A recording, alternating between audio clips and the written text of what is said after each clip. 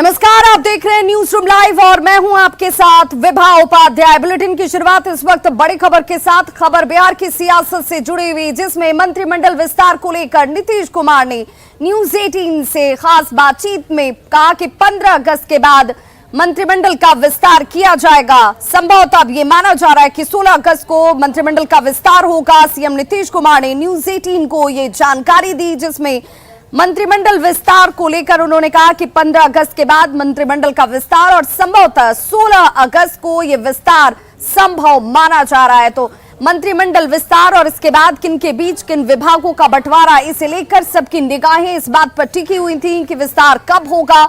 तो ये बड़ी जानकारी अपने दर्शकों को देते चले। न्यूज 18 को जानकारी मुख्यमंत्री नीतीश कुमार के हवाले से, जहां पर न्यूज 18 से बातचीत के दौरान नीतीश कुमार ने ये कहा कि 15 अगस्त के बाद बहुत जल्द और 16 अगस्त को संभव तो ये माना जा रहा है कि हो सकता है मंत्रिमंडल का विस्तार।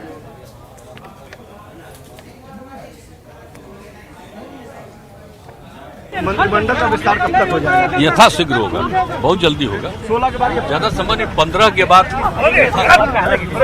मंत्रिमंडल का विस्तार कब तक हो जाएगा? यथाशीघ्र होगा, बहुत जल्दी होगा। 16 के बाद ज्यादा समय नहीं, 15 के बाद।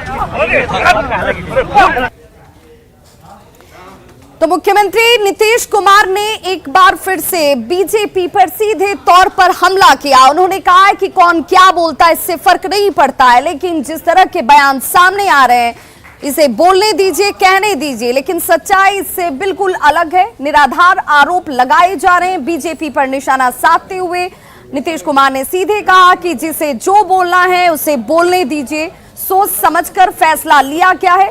वहीं डिप्टी सीएम तेजस्वी यादव भी इस दौरान उनके साथ मौजूद थे। बीजेपी बोल रही है कि 6 से 8 महीने से ज्यादा सरकार नहीं चलेगी। असम के सीएम ने ये बात कहा है। चलिए ना भाई, जिसको जो मन में आता है बोलते न रहिए। हाँ, कौन कौन लोग बोलता है? एक आदमी को देखे नहीं कि क्या बोल दिए मेरे बारे में, क्या हम उपराष्ट्रपति बनना चाहते थे? क्या मजाक है? एकदम बिल्कुल बोगस बात है। आप लोग जानते नहीं, आप लोग नहीं पूछे हमसे। राष्ट्रपति वाला भी उपराष्ट्रपति वाला एकदम बोगस बात। हमारी कोई इच्छा नहीं थी। आई लोग भूल गए क्या? राष्ट्रपति और उपराष्ट्रपति के दोनों के चुनाव में हम लोगों की पार्टी ने कितना सपोर्ट किया, और वही तो वेट कर रहे थे। जिस दिन खत्म हो गया उसके बाद हम लोग पार्टी का मीटिंग किए। इसलिए सब बोलते रहते हैं। अरे बेचारे आप बोल रहे हैं, आप जानते ही हैं उनको तो कुछ बनाया नहीं, तो आजकल बोल रहे हैं। तो जो लोग भी बोल रहे हैं तो अच्छा है, वो इतना बोले मेरे खिलाफ कि उनको फिर जगह मिल जाए। तो सीधे तौर पर नीतीश कुमार सुशील कुमार मोदी के पलटवार पर पलटवार कर रहे थे। सुशील मोदी ने कहा था कि उपराष्ट्रपति बनने की इच्छा थी, जेडीयू चाहती थी कि नीतीश कुमार को उपराष्ट्रपति बनाया जाए, लेकिन ऐसा हुआ नहीं और इसी वजह से नीतीश कुमार का फैसला इस रूप में सामने आया। हालांकि नीतीश कुमार ने इसे सिरे से खारिज किया। उन्होंने कहा है कि कुछ बनने की चाहत रखी है अगर उन्होंने, तो ऐसा बोलकर अगर कुछ बन जाते हैं तो अच्छी बात है, लेकिन जो बातें कही जा रही हैं वो बोगस है, निराधार है और उसका कोई आधार नहीं है।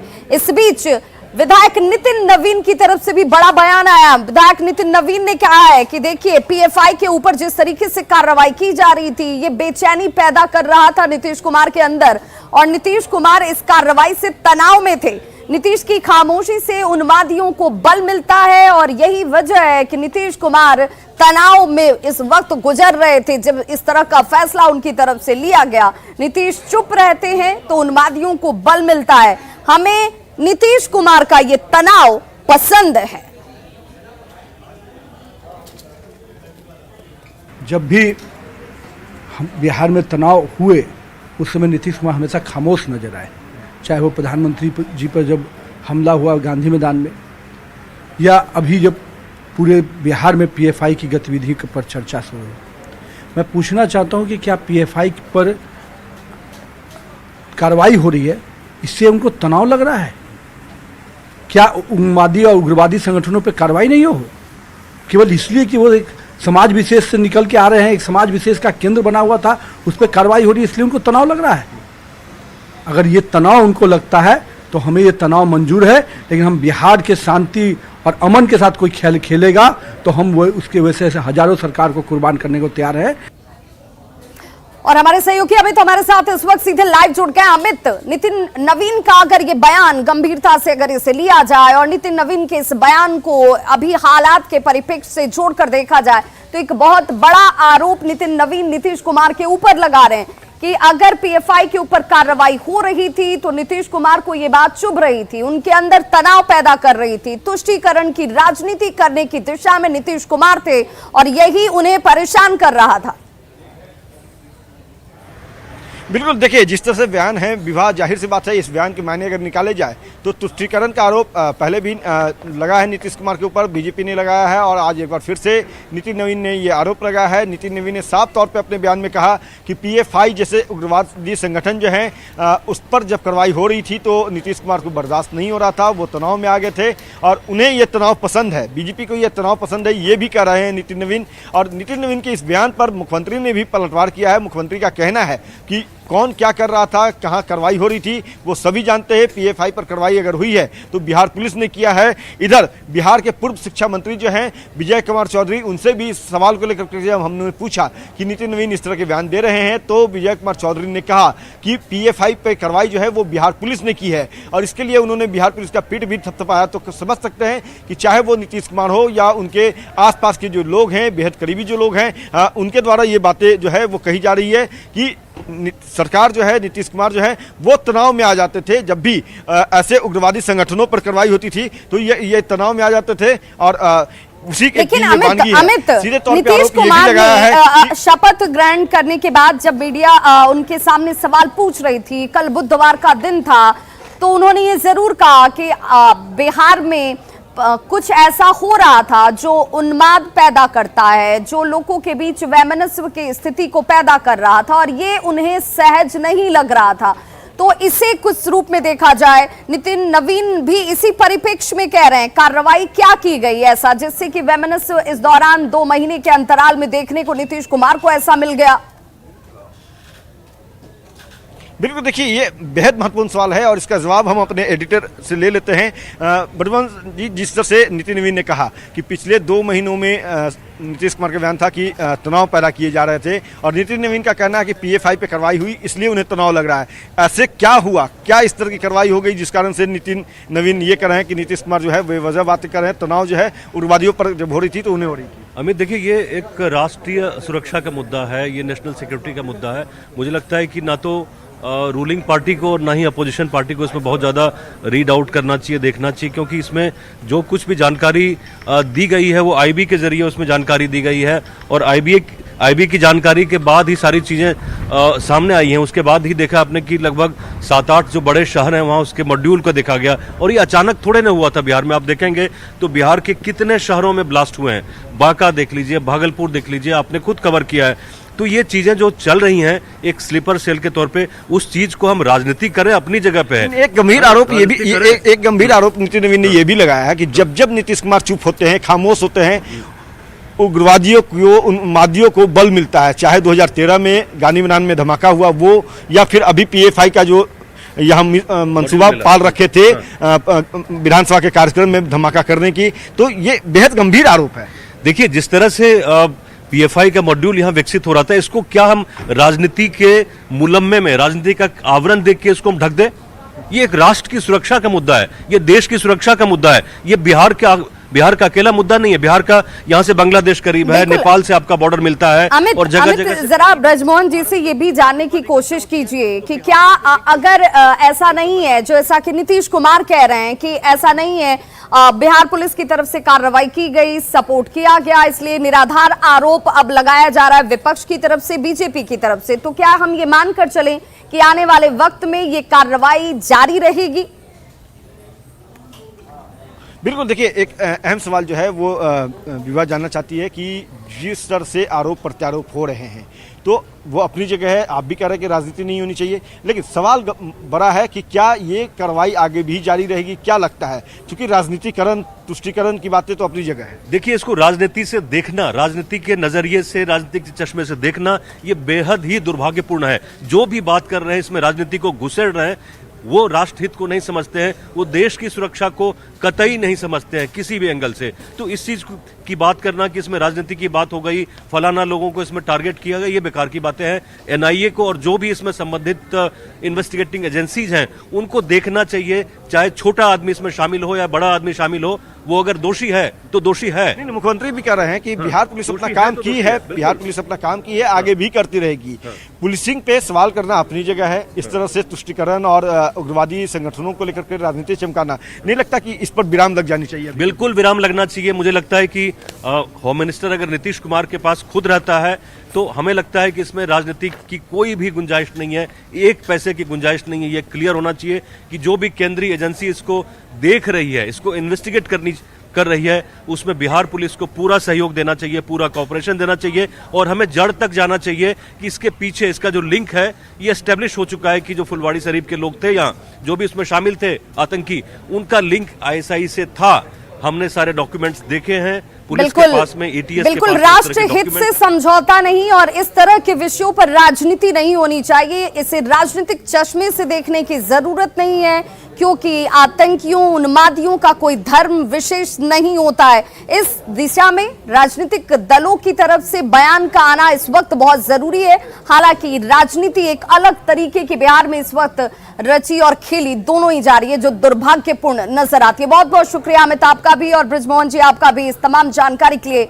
और अब बात बिहार की सियासत में सबकी निगाहें पहले शपथ ग्रहण पर टिकी थी कि सरकार बन जाए। सरकार बन चुकी है। नीतीश कुमार 8वीं बार मुख्यमंत्री पद की शपथ ले चुके हैं। तेजस्वी यादव दूसरी बार उप मुख्यमंत्री बन चुके हैं। अब सबकी निगाहें कि मंत्री पद किसे मिल रहा है, कौन वो चेहरे हैं और मंत्रिमंडल का विस्तार कब होगा।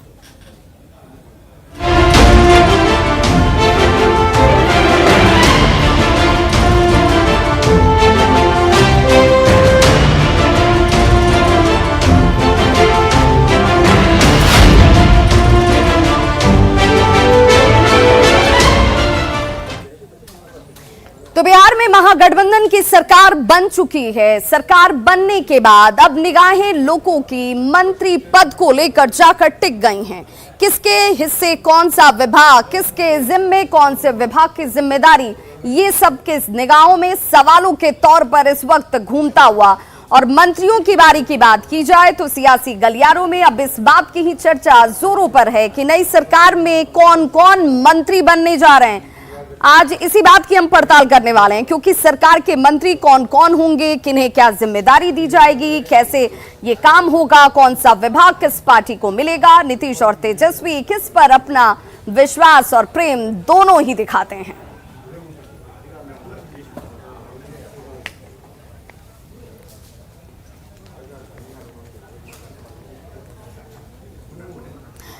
और चलिए अब आपको ये बताते चलें कि चूंकि कितने मंत्री किस पार्टी को मिलने जा रहे हैं, तो सबसे बड़ी पार्टी आरजेडी है। 17 मंत्री उसके हिस्से में हैं। 13 मंत्री आरजेडी को मिलने वाले हैं और 13 मंत्रियों में वो कौन से नाम है वो आपके सामने इस वक्त हम दिखाने जा रहे हैं। संभावित मंत्रियों के नाम जेडीयू के सबसे पहले, जिसमें सबसे ऊपरी पायदान पर विजेंद्र प्रसाद यादव हैं।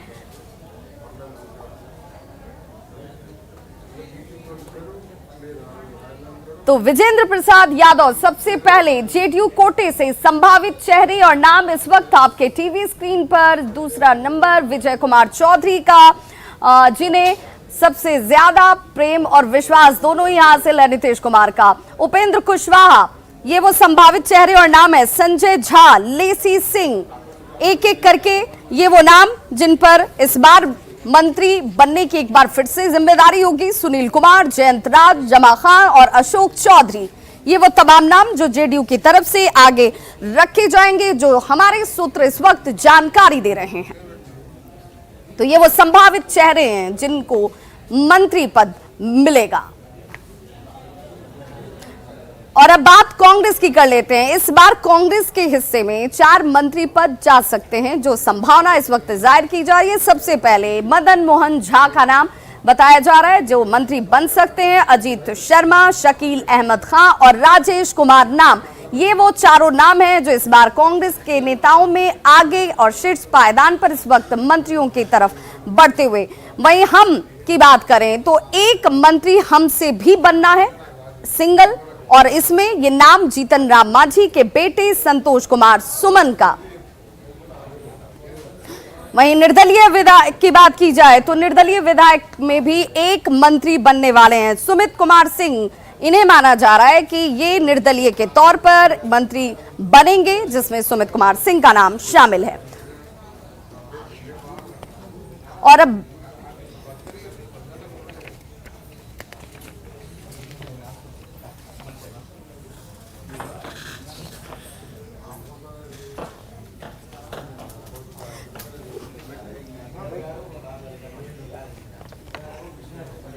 और बड़ी खबर इस वक्त आ रही है कांग्रेस को लेकर के, जो संशय थी कि कांग्रेस की तरफ से वो नाम कौन से हो सकते हैं जिन्हें बड़ी जिम्मेदारी दी जा सकती है, मंत्री बनाया जा सकता है। मंत्रियों के नाम पर कल मोहर लगेगी आला कमान, इसे लेकर अंतिम फैसला कांग्रेस की तरफ से लेते नजर आएंगे। कांग्रेस नेता अजीत शर्मा का यह बड़ा बयान इस वक्त सामने है, जिसमें कांग्रेस को 4 मंत्री पद मिलेगा। जो बड़ी जानकारी इस वक्त दी जा रही है मंत्रियों के नाम पर, हालांकि कल मोहर लगेगी आला कमान अंतिम फैसला इस पर लेते हुए नजर आएंगे। 4 मंत्री कांग्रेस को मिल सकते हैं, जो बड़ी जानकारी इस वक्त मिलने जा रही है। अजीत शर्मा की तरफ से कहा गया और हर जिम्मेदारी के लिए कांग्रेस तैयार है।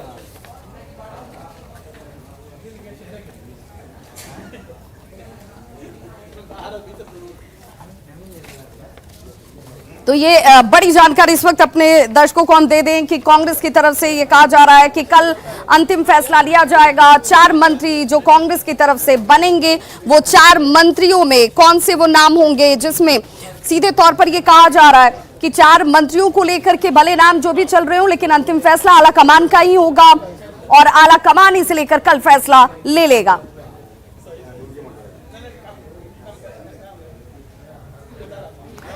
और पूर्व deputy CM Tarkishore Prasad, BJP के बड़े नेता, जिनकी तरफ से नीतीश कुमार के ऊपर प्रहार किया जा रहा है, हमले किए जा रहे हैं, ताबड़तोड़ अब तीखे बयान भी सामने आते हुए, और इसीलिए कहा जा रहा है कि बिहार की सियासत इस वक्त गर्म क्यों है, क्योंकि अब सत्ता में परिवर्तन हो चुका है। कल तक एनडीए की सरकार थी, आज महागठबंधन की सरकार है। तारकिशोर प्रसाद की तरफ से अब सीधे तौर पर नीतीश कुमार के ऊपर हमला। भ्रष्टाचार के मुद्दे पर ये मौन हो गए, जैसे लगा कि लालू प्रसाद जी का परिवार उससे भ्रष्टाचार के सारे मामले खत्म हो गए, वो गंगा नहा ली। लेकिन आप सबको पता है कि वो मुद्दे आज भी हैं और उस पर कार्रवाई चल रही है। और फिर जो जांच एजेंसी है या जो न्यायालय है वो अपना निर्णय देगी। मित्रों, इनके मन में जब जब प्रधानमंत्री बनने का ख्वाब आता है तब इस तरह की बातें वो करते हैं। और औरंगाबाद से इस वक्त बड़ी खबर आ रही है, जहां पर मिनी गन फैक्ट्री का खुलासा किया गया है। बताया गया है कि यहां से कई अर्धनिर्मित और निर्मित हथियारों की बरामदगी की गई है। मिनी गन फैक्ट्री का खुलासा औरंगाबाद से ये बड़ी खबर, जहां से जिंदा कारतूस की बरामदगी की गई है। एसपी ने कहा कि पुलिस ने गुप्त सूचना के आधार पर कार्रवाई की थी और इस कार्रवाई में ये बड़ी कामयाबी हाथ लगी है। तस्वीरें आपके टीवी स्क्रीन पर, जहां पर निर्मित और अर्धनिर्मित हथियारों के जखीरे को बरामद किया गया। औरंगाबाद से ये खबर, जहां पर फिलहाल फैक्ट्री संचालक फरार बताया जाता है। तो इस टीम ने छापेमारी करके वहां से भारी मात्रा में अर्धनिर्मित और पूर्ण निर्मित हथियार बरामद किया गया, जिसमें मुख्य जो बरामदगी है वो है 3 पीस राइफल, 5 पीस लोहे का अर्धनिर्मित देसी कट्टा, 6 पीस लोहे का अर्धनिर्मित देसी कट्टा का बट और 25 पीस लोहे का अर्धनिर्मित देसी कट्टा का बैरल। इसके अतिरिक्त वहाँ से 6 पीस गोलियाँ बरामद हुई 12 बोर, और इसके अलावा जो हथियार जो निर्मित कर रहे हैं तो उसके बनाने का औजार इत्यादि मिला है। उनके पास से 2 मोबाइल भी बरामद हुआ है। और रक्षाबंधन को लेकर के लोगों के बीच भ्रांति है, शंका है, संशय है कि क्या रक्षाबंधन आज है या कल है। कुछ लोग रक्षाबंधन आज मना रहे हैं, कुछ लोग इसे कल यानी कि शुक्रवार को मनाएंगे। ऐसे में न्यूज़ 18 ने लोगों के इस संशय को दूर करने के लिए पंडितों से बातचीत की, जिन लोगों की तरफ से इस पर विश्वस्त जानकारी रखी गई। और हमारे सहयोगी अमित ने ऐसे ही एक पंडित रोशन बाबा से बातचीत की। क्या कहना है उनका, आप भी सुनिए। रक्षाबंधन को लेकर के लोगों में दुविधा है, उस दुविधा को न्यूज़ 18 दूर करने जा रहा है। हमारे साथ मौजूद हैं पंडित जी हैं, पुरोहित है। क्या नाम हुआ आपका? रोशन बाबा, गांधी घाट, मंदिर महंत। रोशन जी, ये बताइएगा कि राखी कब है? राखी जो है कि आज जो है कि भरो दिन भाद्रा नक्षत्र बीत रहा है, 8:52 तक ले रात्रि तक भाद्रा नक्षत्र है, जिस कारण रात्रि में 9 बजे के बाद रक्षाबंधन का कोई महत्व नहीं रह जाता है। इसलिए कल जो है, कल सुबह 7 बजे से लेकर भरो दिन रक्षाबंधन का मान रहेगा। इसलिए रक्षाबंधन कल ही पूर्ण रूप से मनाया जाएगा। आज रक्षाबंधन का कोई अति नहीं है। लोग अपने कैलेंडर न्यूज देखने के कारण कुछ मिस्टेकिंग हो गया है ठाकुर पंचांग में छापने में, इसलिए लोग दुविधा में हैं। लेकिन शुभ मुहूर्त रक्षाबंधन का कब है? शुभ मुहूर्त कल सुबह 7 बजे से लेकर 10 बजे तक। सुबह 10 बजे तक। हाँ, तो देखिए, ये पुरोहित हैं, सीधे तौर पर ये बता रहे थे कि रक्षाबंधन जो है उसको लेकर के भले ही लोगों में दुविधा हो, लेकिन जो पंचांग बताता है उसके अनुसार रक्षाबंधन का शुभ मुहूर्त जो है वो कल सुबह 7 बजे से लेकर के 10 बजे के बीच है। तो सीधे तौर पे जो भ्रांतियां थी लोगों के मन में, उसे न्यूज 18 ने दूर किया है। कैमरा पर्सन अजय दुबे के साथ अमित कुमार, न्यूज 18 पटना। तो पंडित और पंचांग के जानकार ये कह रहे हैं कि रक्षाबंधन के लिए शुभ मुहूर्त कल है। कल सुबह 7 बजे से लेकर के 10 बजे तक शुभ मुहूर्त है। इसके अलावा दिन भर राखी बांधी जा सकती है, लेकिन कल रक्षाबंधन को लेकर आप राखी का ये त्योहार मना सकते हैं। खबरों का सिलसिला लगातार जारी, आप देखते रहिए न्यूज 18 बिहार झारखंड। यहाँ खबरों का सिलसिला कभी नहीं थमता।